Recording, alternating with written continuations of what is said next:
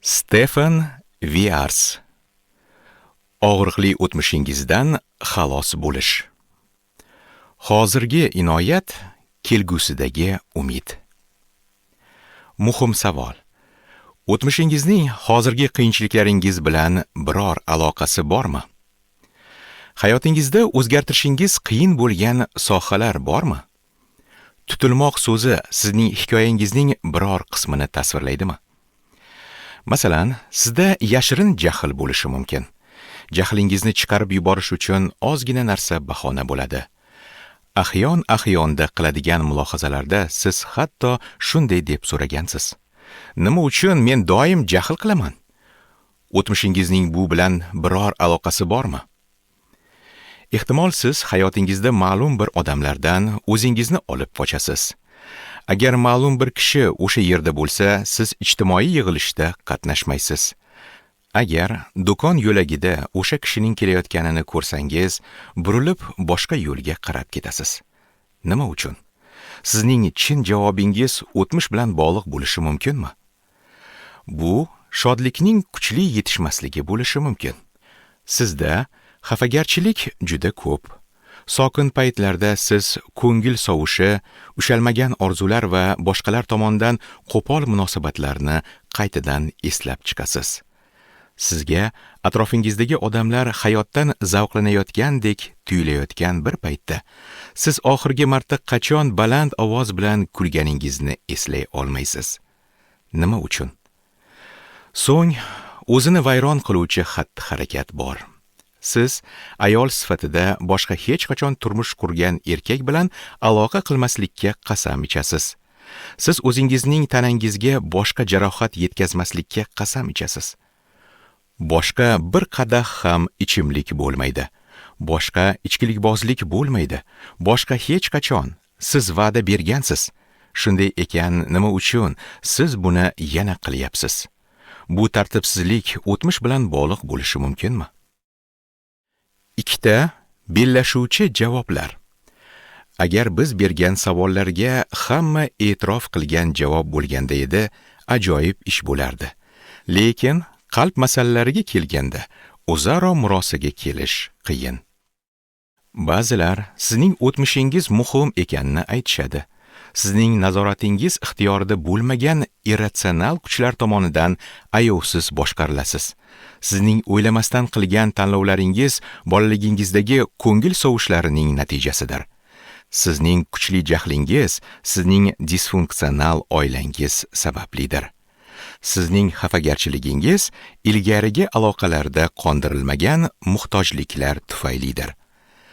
Shu qarashga ega bo'lganlar ko'pincha zarar ko'rgan hissiyotlar, zaharlovchi o'tmishlar va umidsiz qurbonlar haqida gapiradilar.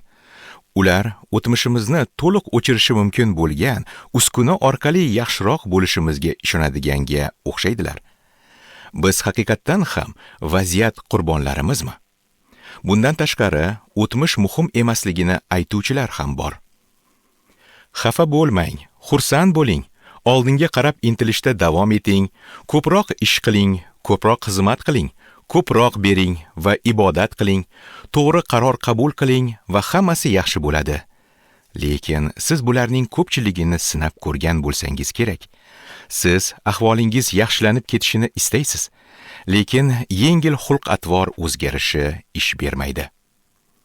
Siz qurbon bo'lishni istamaysiz. Lekin og'riqli o'z-o'zini tekshirish va yuzaki eksternalizm o'rtasida muvozanat bor yoki yo'qligi haqida ajablanasiz. O'tmishingizning hozirgi kurashlaringiz bilan biror aloqasi bormi? Bitiklarning 3-yo'li.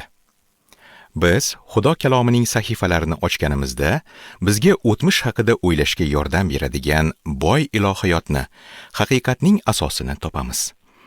O'tmish muhim emas deb o'ylaydigan kishilar qudratli Xudoning maslahatlariga quloq solmaydilar.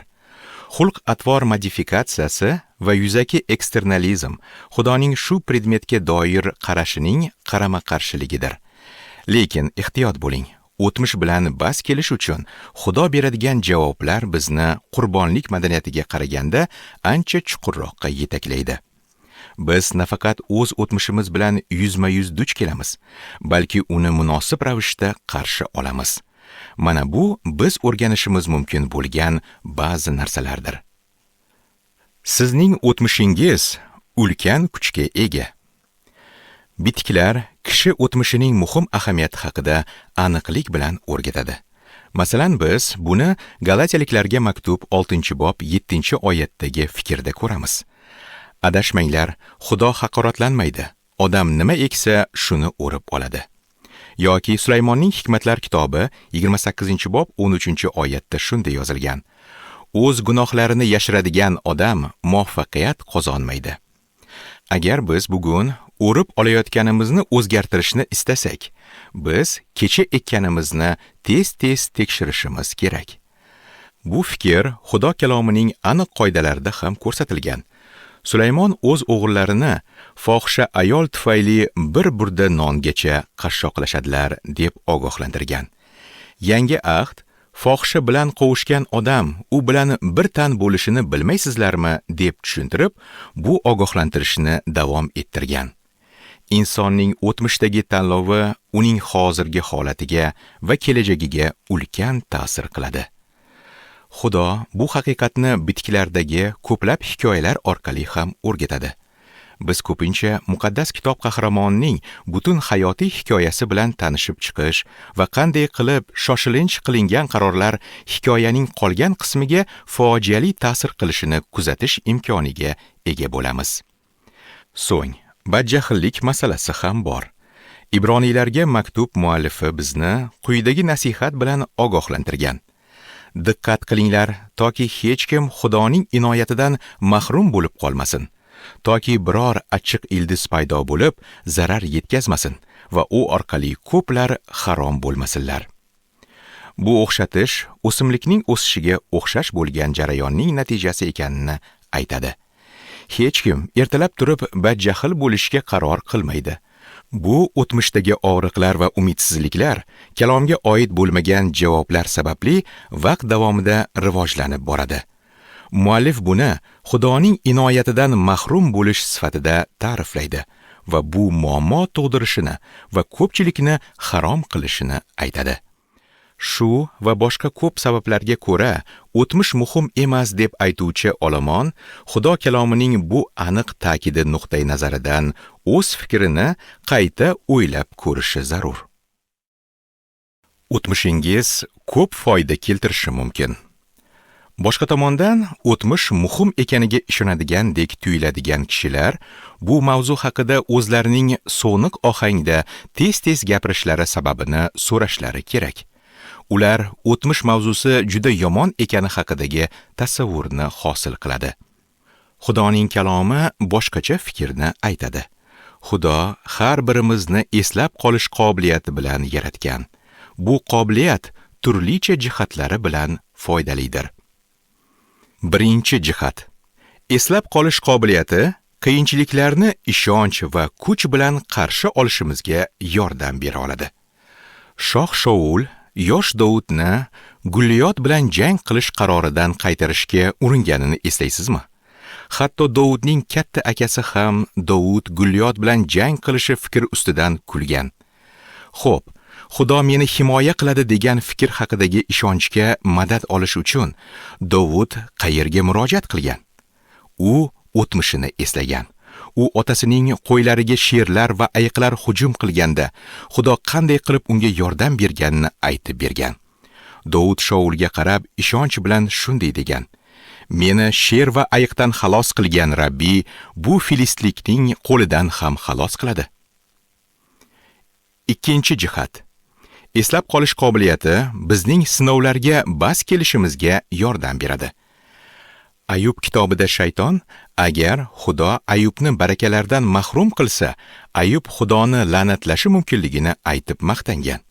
Ayubning xotini Ayubga Xudoni la'natlashni, so'ng o'lishni aytganda, shaytonning bu gapi qariyb amalga oshgan. Ayub o'tmishiga murojaat qilib, bu vasvasaga qarshi tura oldi. Ayub shunday degan edi: Nahot biz Xudodan yaxshilikni qabul qilamiz-u, yomonlikni qabul qilmaymiz. U hozirgi ta'riflab bo'lmaydigan yo'qotishni Xudoning o'tmishdagi saxiy barakalari bilan tenglashtirgandi. 3-chi jihat. Eslab qolish qobiliyati bizning kechirishimizga yordam beradi. Matta xushxabari 18-bobida Iso shogirdlariga shoh tomonidan katta qarzi kechirilgan bir xizmatkor haqida masal gapirib bergani haqida yozilgan. Ajablanarlisi shuki, ana shu xizmatkor o'zidan kamroq qarzi bo'lgan boshqa xizmatkorni kechirishni istamadi. Birinchi xizmatkor shohning rahmdil munosabatidan saboq olmagani uchun qattiq tanbeh olgandi. Rabbimizning fikri shundan iborat bo'lganki, bugungi kunda boshqalarni bor kuchi bilan kechirishga harakat qilayotganlarni Xudo kecha kechirganini eslashni o'rganishlari kerak. 4-chi jihat. Eslab qolish qobiliyati bizni itoatkor qilishi mumkin. Muso Isroil farzandlariga shunday degan: Yodda tutgin, Rabbiy Xudoyingni sahroda qanchalar achchiqlantirganingni unutma. O'sha Misr yeridan chiqqan kuningdan boshlab, mana shu joyga kelguningga qadar sen Rabbiyga qarshilik qilding. Ba'zilarimiz bitta xatoni qayta takrorlaymiz, chunki bizda juda yomon xotiralar qolgan. Biz o'tmishning yomon boshqaruvchilarimiz. 5-chi jihat. Eslab qolish qobiliyati bizning tavba qilishimizga yordam beradi. Ko'pchilik masihiylar oxirgi marta qachon biror kishidan kechirim so'raganini aytib bera olmaydilar. Biz tavba qilish masalasida ko'pincha juda tajribasiz bo'lamiz. Iso Efesdagi jamoatga shunday degan: Endi qayerdan qulaganingni yodga ol. Tavba qil va ilgarigi ishlaringni qilib yurgin. Aks holda tavba qilmasang, men sening oldinga tezda kelib, sening chirog'ingni o'z joyidan qo'zg'ataman. Siz tanaffus qilishni va o'zingizdan o'z o'tmishingizga qanday qarashingiz haqida so'rashni istashingiz mumkin. Siz o'tmish muhim emas deb hisoblaydiganlar fikriga aslida qo'shilganingiz sababli hayotingizning bu sohasi haqida ko'p o'ylamagan bo'lishingiz mumkin. Yoki siz o'tmishning kuchini tan oladigan, lekin unga faqat salbiy munosabatda bo'lishga moyil kishisiz. Ehtimol, siz bir daqiqaga to'xtab, Xudodan o'tmish haqida mulohaza bilan va kalomga asoslanib o'ylab ko'rishni so'rashingiz kerak. Aniqroq tarzda fikr yuritish. O'tmish haqida fikr yuritishda biz tez qiladigan bitta xato bu unga xuddi bitta katta tugun kabi qarashdir. Xudoning kalomi o'tmishga bunday qaramaydi. Muqaddas kitob hayotimizdagi turli voqealardagi farqlarni tushunadi va ularning har birini tushunishimizga va talqin qilishimizga yordam beradigan tegishli haqiqatlarni beradi. Boshqa so'zlar bilan aytganda, o'tmish ko'p qirralidir va uning har bir qismi sinchkovlik bilan qo'llanilishi kerak bo'lgan Xudoning kalomidagi zarur haqiqatni o'z ichiga olgan. Quyidagi vaziyat haqida o'ylab ko'ring. Sizning avtomashinangizda ro'paradan to'qnash sodir bo'lgan manzarani tasavvur qilaylik. Yaxshiyamki hech kim zarar ko'rmagan, lekin avtomashina ko'p talofat ko'rgan. Avtomashinaning pachoq bo'lishi va oynalarining sinishidan tashqari uning dvigateli ishlamay qolgan va uzatmalar korobkasi ishdan chiqqan. Avtomashinangizda endi turlicha muammolar bor. Ko'p hollarda barcha ta'mirlash ishlarini bir kishiga ishonib topshirish xato bo'ladi. Dvigatelni ta'mirlaydigan kishi kuzov ishlarini qiladigan kishiga qaraganda boshqacha malaka va tajribalarni ishlatadi. Oyna soluvchi ta'mirlash xonasi uzatmalar korobkasini ta'mirlashga yordam bera olmaydi. Kishining o'tmishi haqida gapirish xuddi kishining avariyasi haqida gapirish bilan barobardir. Kalomning Xudo o'ylagan qimmatli asbob bo'lishi uchun siz har bir qismini diqqat va aniqlik bilan ko'rib chiqishingiz kerak. Uning kalomi sizning barcha muhtojlaringiz uchun va hayotingizning har bir qismi uchun yetarlidir.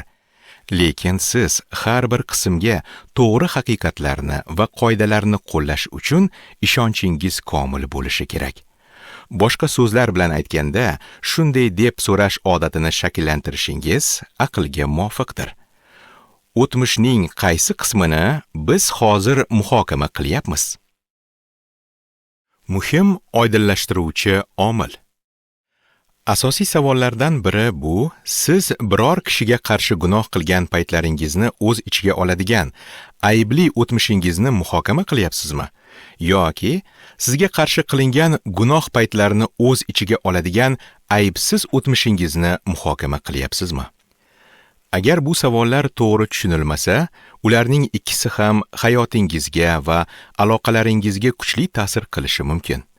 Xudoning kalomi ikki turdagi ko'nikma uchun ham haqiqatga ega. Lekin qoidalarni adashtirish xuddi avtomobilning akkumulyatoridagi simlarni noto'g'ri ulashga o'xshaydi. Aybli o'tmishdan boshlash aslida bu har doim eng qiyin bo'lsa-da, har doim eng yaxshi tanlov hisoblanadi. Bu sizlar qandaydir tarzda gunoh qilgan paytlaringizdir.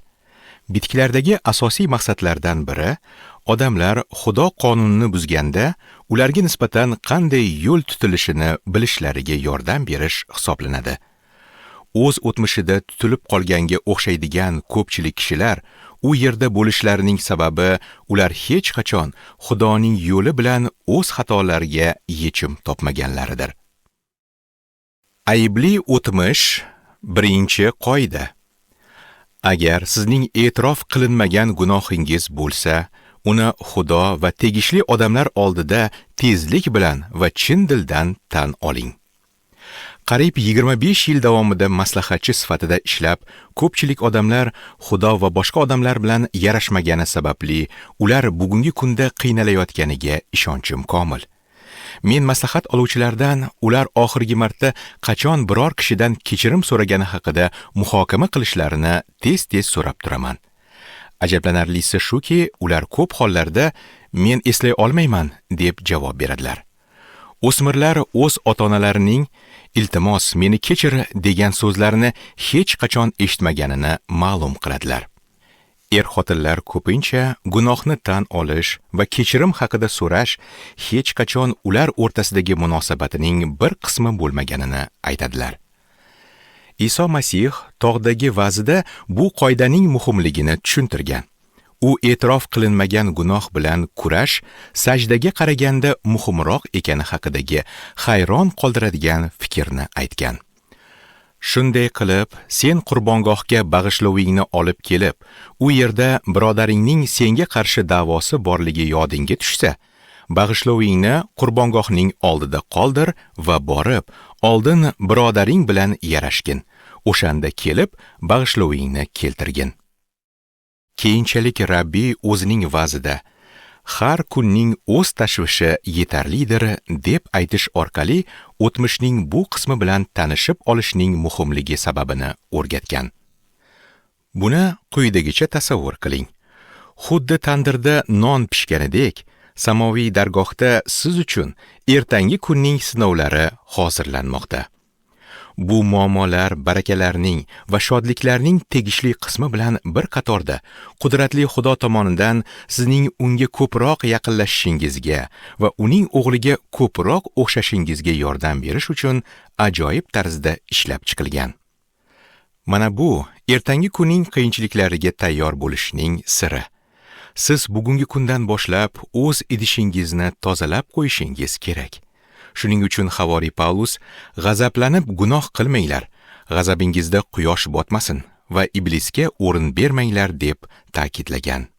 Ba'zi odamlarning boshqalar bilan munosabat qilishda qiyinchiliklarga uchrashining sababi ularning suhbatlari o'tmishdagi ko'plab hal qilinmagan muammolar bilan bulg'angani hisoblanadi. Albatta kimdir boshqa kishi birinchi bo'lib yoki og'irroq va ko'proq gunoh qilganini aytib e'tiroz bildirishi mumkin. Men buni tushunaman. Masihning ko'plab izdoshlari boshqa odamlar tomonidan dahshatli munosabatga duch keladilar. Men muammoli erkak va ayollarning voqealarini eshitib, minglab soatlarni o'tkazganman. Bu voqealarning ko'pi yurakni ezadigan hikoyalardir. Men ularning og'rig'ini aslo kamaytirib ko'rsatmoqchi emasman. Lekin Iso buni ham oldindan ko'ra bilgan Shuning uchun u tog'dagi va'zida muloyimlik bilan shunday deb so'rashda davom etgan: Sen nimaga birodaringning ko'zidagi zirabchaga qarayapsan, ammo o'z ko'zingdagi xodani sezmayapsan? To'g'ri, mavridi kelganda, o'tmishdan ozod bo'lishimiz uchun bizga qarshi qilingan gunohlar paytini tushunib olishimiz talab qilinishi mumkin. Lekin dastlab o'zimiz vijdonan o'z xatolarimizni aniqlab olmagunimizga qadar boshqa odamlarning xatolarini hech qachon ko'ra olmaymiz.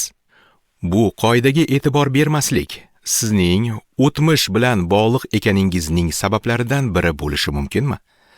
Sizga qarshi gunoh qilgan kishiga qarshi hali ham g'azabdamisiz? Quyosh botib bo'ldimi? Necha marta quyosh botdi? Balki jahlingiz xamirdek kuchli achib, alamga aylanib ulgurgandir. Pavlusning iblisga fursat berishingiz mumkinligi haqida ogohlantirgan so'zlari yodingizdan chiqdimi? Siz haqiqatdan ham shunday qilmoqchimisiz? Ba'zilar, lekin Xudo aytgani bo'yicha qilish qiyin deb aytadilar. Men maslahat berish paytida bu so'zlarni 100 martalab eshitganman. Chunki Xudoning yo'li qiyin. Lekin ajoyib yangilik bor. Bu yangilik shundan iboratki, Iso nafaqat bizga o'tmishimiz bilan nima qilishni shunchaki aytadi, balki o'z kalomiga ergashish uchun o'z yordami va kuchini shaxsan va qudrat bilan bizga beradi.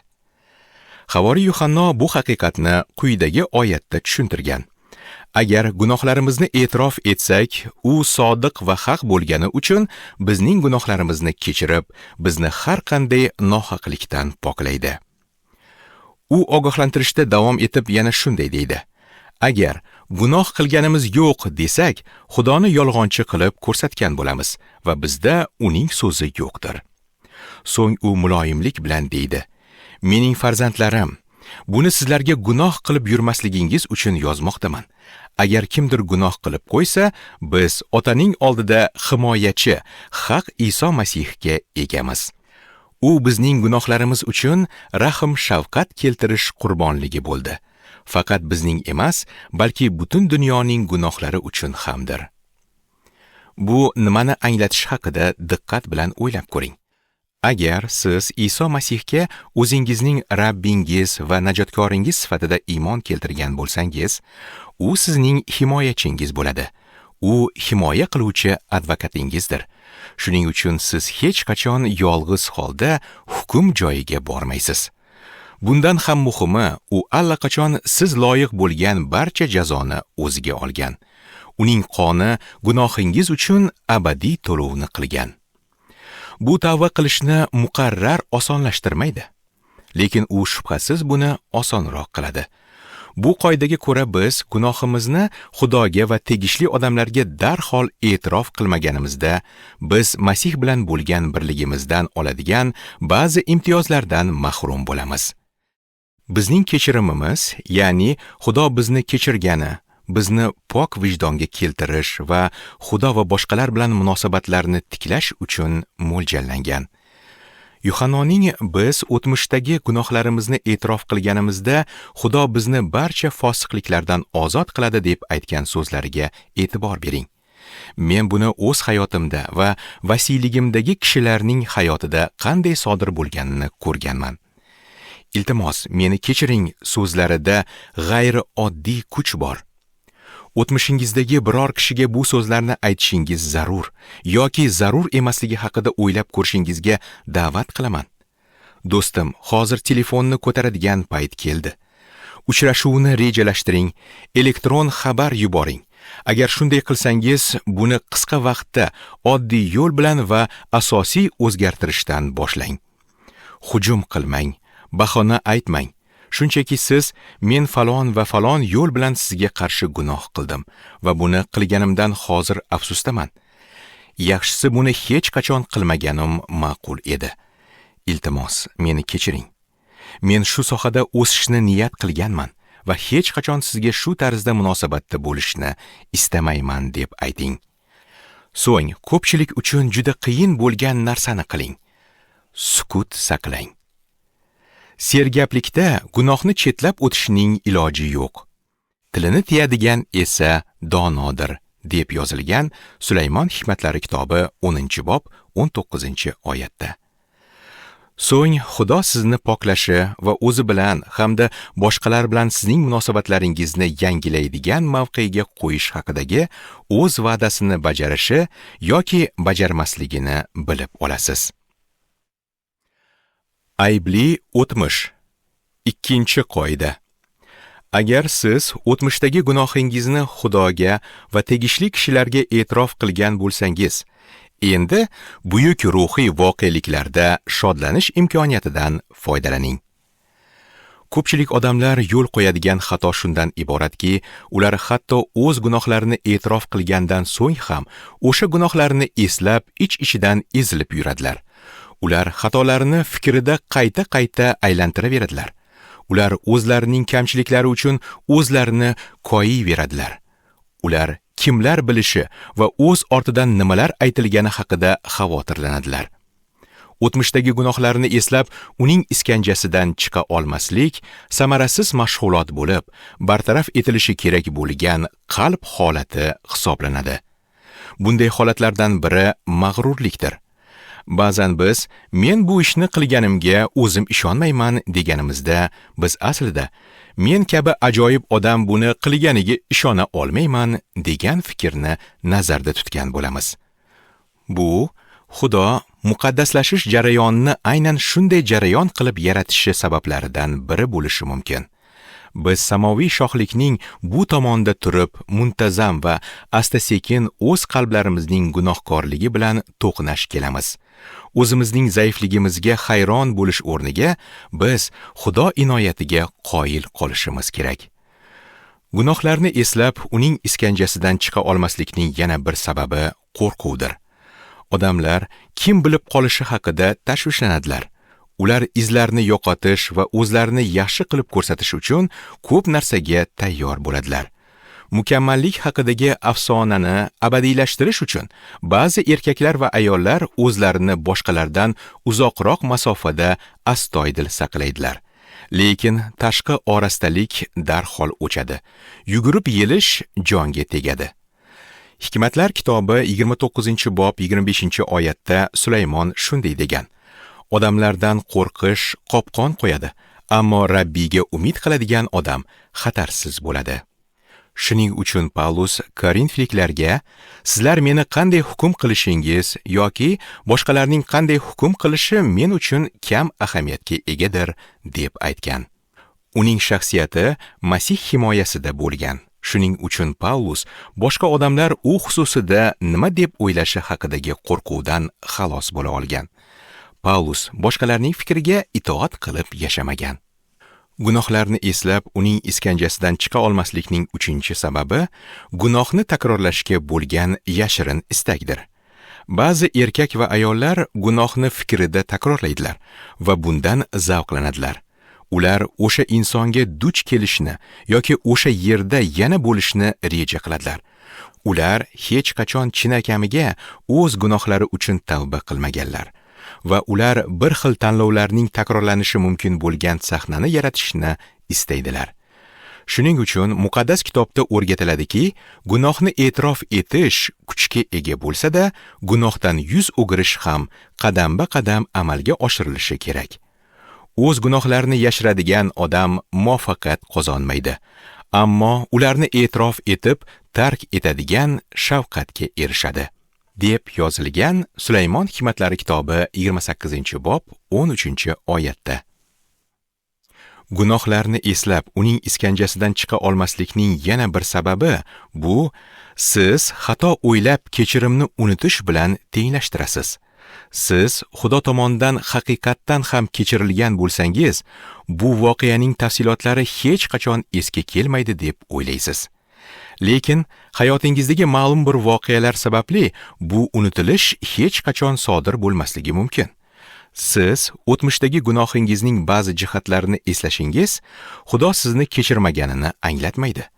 Ba'zilar bu o'zgarishni o'zini kechirishga bo'lgan zarurat deb atagan bo'lardilar. Muqaddas kitob hech qachon bizga o'zimizni kechirishni buyurmaydi. aksincha, biz so'rashimiz orqali Xudo bizni kechirishi haqidagi va'dasiga ishonishimiz kerak. Bunday turdagi gunohlarni eslab, uning iskanjasidan chiqa olmaslikdan xalos bo'lishning yo'li bu ilohiyot darsida birinchi qatorda o'tirishdir. Hozir yon atrofga yoki orqaga qarash emas, balki yuqoriga qarash vaqtidir. Qachonki Xudoning kechirimini his qilganimizda, uning tabiatidagi ayrim jihatlar biz uchun ravshan va tirik bo'lib ko'rinadi. Masalan, biz har kuni najotimizning abadiy ta'minoti uchun minnatdor bo'lishimiz kerak. Biz muqaddas ruh bilan muhrlanganmiz va endi Otaning qo'lida ekanmiz, bizning qalbimizga doim ulkan shodlik keltirishi kerak. Lekin bu fikrlar ayniqsa gunoh qilib qo'yganimizdan so'ng yanada qadrli bo'ladi. Xuddi shu tushunchaga to'g'ri keladigan o'nlab teologik haqiqatlar mavjud. Xudoning rahm shafqati, sevgisi va inoyati haqida mulohaza qiling. Bizning poklanishimiz, oqlanishimiz va kelgusidagi umid haqida fikr qiling. Xudoga va boshqalarga o'z gunohlarimizni e'tirof etish yoki gunohimizni e'tirof etgandan so'ng gunohlarni eslab uning iskanjasidan chiqa olmaslik muammosi bizning ilohiyot mashg'ulotlariga qatnashishimizga imkon bermaydi. Bu bizning Xudo biz uchun Masihda qilgan barcha narsasini qabul qilish va boshdan kechirishimizni qiyinlashtiradi. Lekin aybli o'tmishga to'g'ri munosabatda bo'lish bizning Xudoni va Masihdagi najotimizni tushunishimizni chuqurlashtirishi mumkin. Aybli o'tmish. 3-qoida. Agar siz o'tmishdagi gunohingizni Xudoga va tegishli odamlarga e'tirof etgan bo'lsangiz, siz o'z xatoyingizdan barcha saboqlarni o'rganib oling. Iltimos, Hikmatlar kitobidagi bu jiddiy manzaraga e'tibor bering. It qusug'iga qaytganidek, ahmoq ham o'zining ahmoqligini takrorlaydi. Bu obraz qanchalik jirkanch bo'lmasin, bizning hammamiz bir xil gunohni takror va takror qilish nima ekanini bilamiz.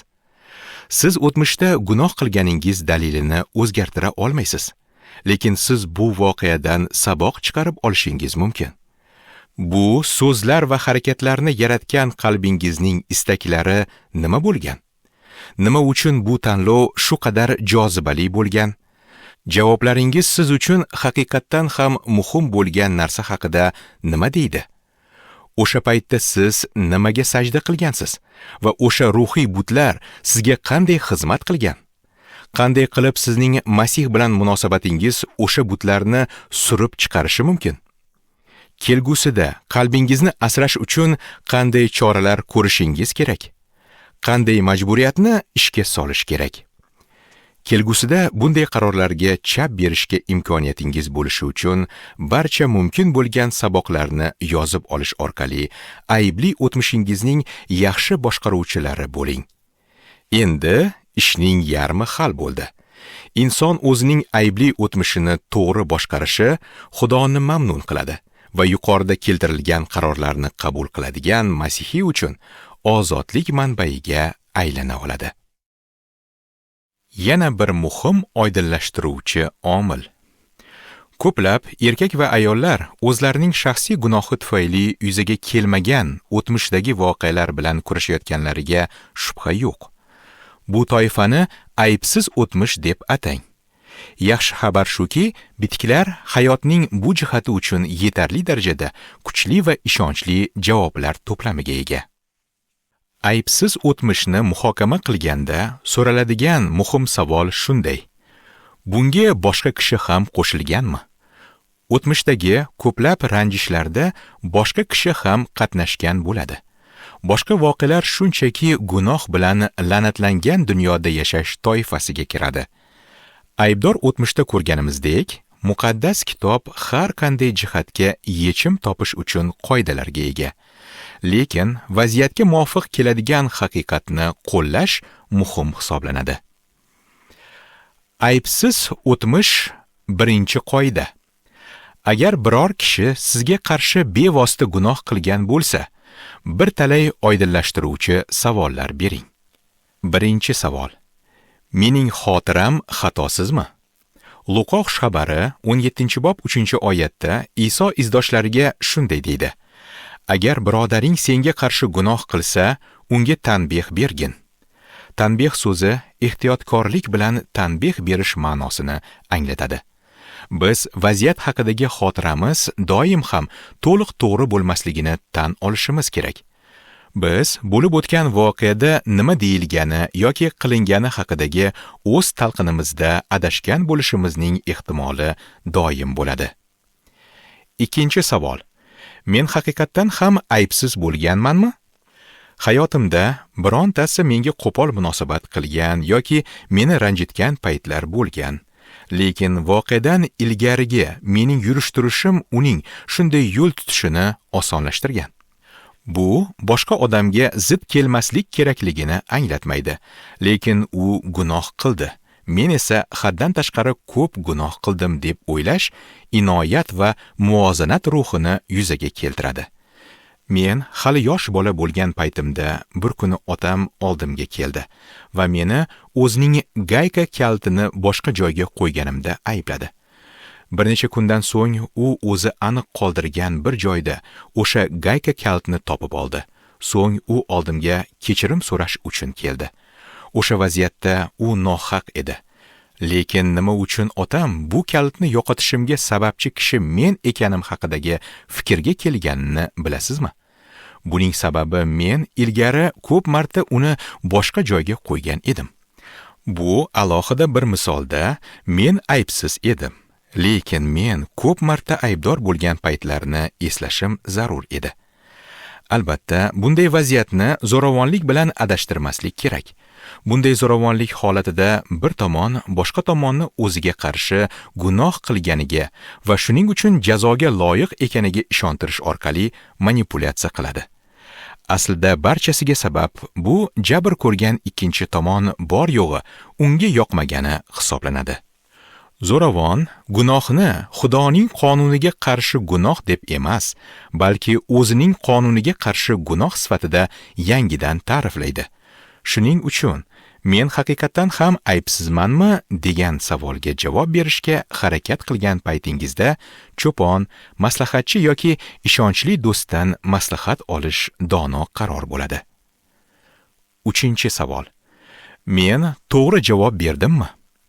Bu savol o'zingizga qarshi gunoh sodir bo'lgandan so'ng siz qanday harakat qilganingizga qaratilgan savoldir. Men yillar davomida o'zimning boshqa odamlarga qarshi gunoh qilganimni eslashdan ko'ra, boshqa odamlarning menga qarshi gunoh qilganini yaxshiroq eslay olishimni tushundim. Buni tanlab qilinadigan o'zining solihligi xotirasi sindromi deb atang. Masalan, yo'qolib qolgan gaykali kaltning sirida otam o'sha kuni menga qarshi qanday gunoh qilganining tafsilotlarini ancha yaxshi eslay olaman. Uning so'zlari qo'pol edi. Uning ohangida jahl bor edi.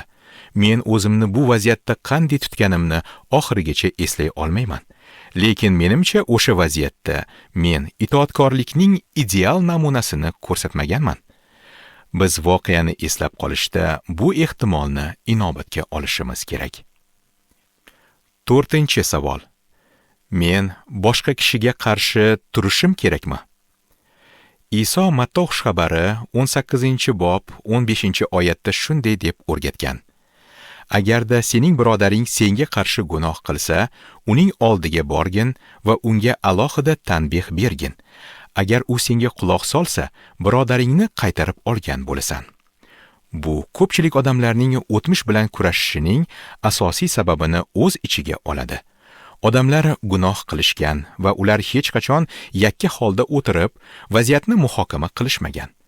Ehtimol, ular bu haqida g'iybat qilishgan va mulohaza yuritgan bo'lishlari mumkin. Lekin bitiklarda Xudoning bizni ranjitgan odamlar bilan munosabat o'rnatishimizni istashi aytiladi. Luqo xushxabarining 17-bob 3-oyatini eslang. Agar birodaring senga qarshi gunoh qilsa, unga tanbeh bergin. 5-savol: kishi tavba qildimi? Agar sizga qarshi o'tmishda gunoh qilgan odam bilan to'qnash kelsangiz va u odam tavba qilmasa, siz uning jamoat a'zosimi yoki yo'qligi haqida o'ylab ko'rishingiz kerak. Agar u jamoat a'zosi bo'lmasa, u holda siz imkoningiz darajasida harakat qilgan bo'lishingiz mumkin. Agar u kishi jamoat a'zosi bo'lsa, Matto xushxabarining 18-bob, 16-18 oyatlari jamoatning tavba, yarashish va tiklanishga qaratilgan da'vatiga rioya qilish kerak bo'lgan jarayonni tushuntiradi. 6-savol. Agar kishi tavba qilgan bo'lsa, siz uni kechirdingizmi? Luqo xushxabari 17-bob, 3-4 oyatlari shunday deb davom etadi. Agar birodaring senga qarshi gunoh qilsa, unga tanbeh bergin. Agar tavba qilsa, uni kechirgin. Iso bu mavzuni muhokama qilib, so'zida davom etadi. Agar bir kunning o'zida senga qarshi 7 marta gunoh qilsa-yu, 7 marta senga qaytib kelib, tavba qildim desa, uni kechirgin. Bu ham ko'pchilik odamlarning o'tmish bilan kurashi sababini tushuntiradi. Ular qilingan gunoh uchun o'sha odamni aslida hech qachon haqiqatdan kechirmagan. Shuning uchun Ibroniylarga maktubida shunday deyiladi: Diqqat qilinglar, toki hech kim Xudoning inoyatidan mahrum bo'lib qolmasin, toki biror achchiq ildiz paydo bo'lib zarar yetkazmasin va u orqali ko'plar harom bo'lmasinlar. Aybsiz o'tmish. 2-qoida. Agar sizning kurashingiz gunoh bilan la'natlangan dunyoda yashash qiyinchiliklarini o'z ichiga olsa, Xudoning kalomi bu qiyinchiliklarga bas kelish haqida nima o'rgatishini o'rganing. Men cho'pon sifatida ko'plab odamlarning bolalikda olgan shafqatsiz munosabatdan, ish yo'qotishdan, ota yoki onasining tashlab ketishidan kuchli azob chekayotganini ko'rganman. Buning ro'yxati deyarli cheksizdir. Lekin muqaddas kitob fojiani g'alabaga aylantira oladigan tarzda qiyinchiliklarga bas kelish uchun keng qamrovli yo'l yo'riq beradi. Ayub kitobini o'qing, Yusuf hayotini o'rganing, Zabur sanolari haqida mulohaza qiling. Havoriy Pavlusning azob uqubatlari haqida o'ylab ko'ring. Xudo bizga haqiqatdan ham aybsiz o'tmishimiz qiyinchiliklarida shodlanish marrasiga yetishimiz mumkinligini aytadi. Paulus shunday degan: Shunday qilib, men zaifliklarda, xafagarchiliklarda, muhtojliklarda, quvg'inlarda, Masih uchun bo'lgan siquvlarda mamnun bo'lib yuribman. Chunki men zaif bo'lganimda kuchliman. Aybsiz o'tmish. 3-qoida. Ilohiyot mashg'ulotiga qaytishingiz uchun aybsiz o'tmishning ikkala toifasini ishlating. Biz aybli o'tmishimizni aybli tomoni bilan o'rganganimiz kabi, qudratli Xudo bizni o'zining o'g'liga o'xshatish uchun o'tmishning kurashi va ranjitishlarini ishlatishi mumkin. Shuning uchun Paulus shunday degan: Shuni bilamizki, Xudoni sevganlarga, uning murod maqsadi bo'yicha da'vat qilinganlarga hamma narsa birgalikda yaxshilikka xizmat qiladi. Chunki Xudo kimlarni azaldan bilgan bo'lsa, o'shalarni o'z o'g'lining tasviriga o'xshash bo'lishlarini oldindan tayinladi, toki u ko'p birodarlarining orasida to'ng'ichi bo'lsin. Biz Rabbiy so'zini ko'p ishlatamiz. Lekin aybsiz o'tmishda bizga qarshi qilingan gunohga qanday munosabatda bo'lishimiz hayotimizda haqiqatdan ham Iso Masihga Rabbiy sifatidagi qonuniy o'rinni berganimiz yoki bermaganimizning yorqin ko'rsatkichlaridan biridir. Bu boshqa narsalar orasida hayotimizda uning to'liq nazoratini tan olishimizni anglatadi. Bu bizning manfaatimiz uchun boshqalar tomonidan bizni ranjitishlarini Xudo istashini yoki u bizning azob uqubatimiz haqida g'amxo'rlik qilmasligini anglatmaydi. Aniqrog'i bu uning xarakteridagi mustahkam ishonchdir. Hatto agar eng yomon voqea sodir bo'lsa ham, u pirovardida bizning hayotimiz orqali oqlanish va ulug'vorlik keltiradi. Biz bu joyga yetganimizda Zabur xonishchisi bilan shunday deya olamiz: Azob tortganim men uchun yaxshi bo'ldi, chunki sening nizomlaringni o'rganib oldim. Muhim xulosa: o'tmishga kalom yordamida munosabatda bo'lish siz Masihda o'sishingizga yordam beradi. Doim jahl bilan yuruvchi odam haqida nima deyish mumkin? Efesliklarga maktub 4-bob 26-oyatdagi parchani keltirishning o'zi yetarli bo'ladimi? Bu oyatda g'azablanib gunoh qilmanglar deyilgan. Demak, hammasini o'z holicha qoldirish kerakmi? Muqaddas kitob shunchaki fe'l-atvorga doir vazifalarni bajarish uchun ishlatiladigan isbotlovchi matnlar to'plamimi? Yoki bunday odamlar orqaga chekinishi va o'z g'azablari tarixi haqida o'ylab ko'rsa yaxshi bo'larmidi? Yoki siz ma'lum bir kishi bilan o'rtangizdagi yechilmagan muammolar sababli unga tez-tez jahl qilayotgandirsiz? Yoki siz xoch orqali o'zingizga shodlik bilan qarash o'rniga ularning o'tmishda qilgan hukmlarini o'ylab, bu fikrlar shaxsiyatingiz shakllanishiga ruxsat berayotgandirsiz. Albatta, bu ko'plab tushuntirishlarning faqat ikkitasidir. Lekin umringizning oxiriga qadar jahlda bo'lish o'rniga haqiqiy muammolar haqida o'tirib gaplashsa yaxshiroq bo'lmaydimi? Bundan tashqari, hozirgi vaqtga qadar sizning bu masalaga ochiq aniqlik kiritishingizga nima xalaqit berganini so'rash dono ish bo'lardi. Sizni odamlar oldidagi qo'rquv boshqaradimi? Xudo nima istashidan ko'ra boshqalar nima deb o'ylashi sizni ko'proq tashvishlantiradimi? Siz jinsiy hayot, mashhurlik, ma'qullash, pul yoki yana va hokazolarni o'z ichiga oluvchi munosabatlar beradigan narsalarni yo'qotishdan qo'rqasizmi? Jahlni keltirib chiqaradigan muammolarni hal qilishni istamasligingiz yuragingizning asl holati haqida nima deydi? Bundan tashqari, aniq bir kishi bilan munosabat qilishdan o'zini olib qochadigan odamlar ham bor. Bu nimani anglatadi?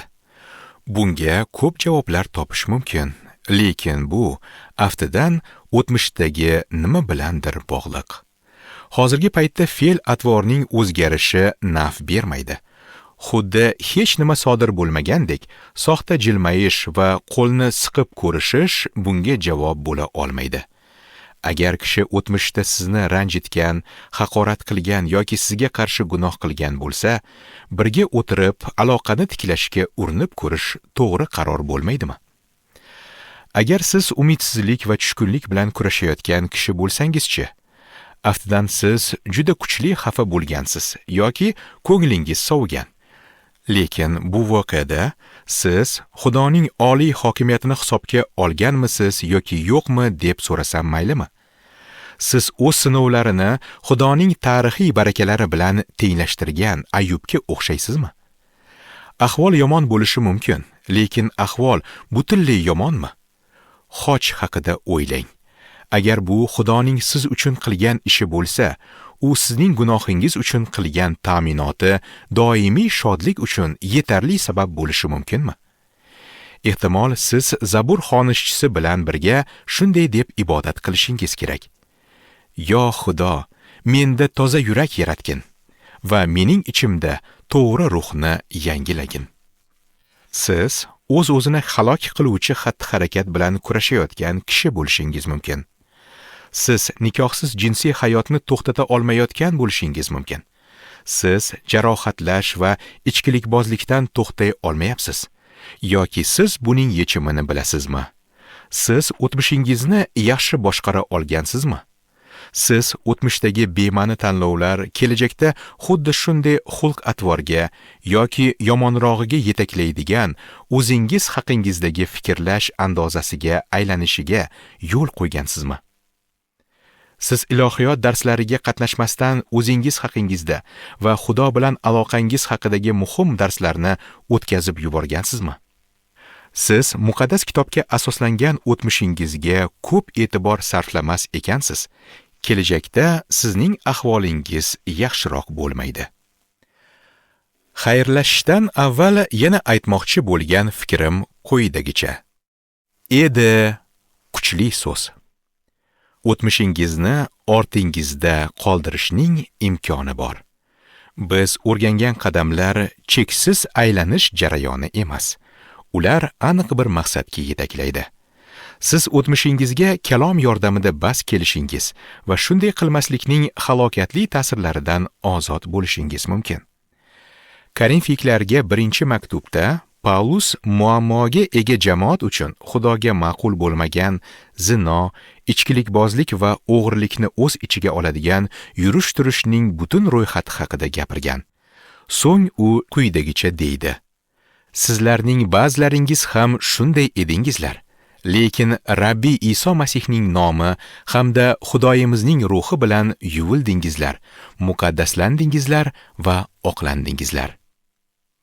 Sizlarning ba'zilaringiz ham shunday edingizlar. O'tmishga yaxshi bas kelish xushxabarning chiroyli qo'llanilishidir. Buning barchasini imkonli qiluvchi Masihga sharaflar bo'lsin.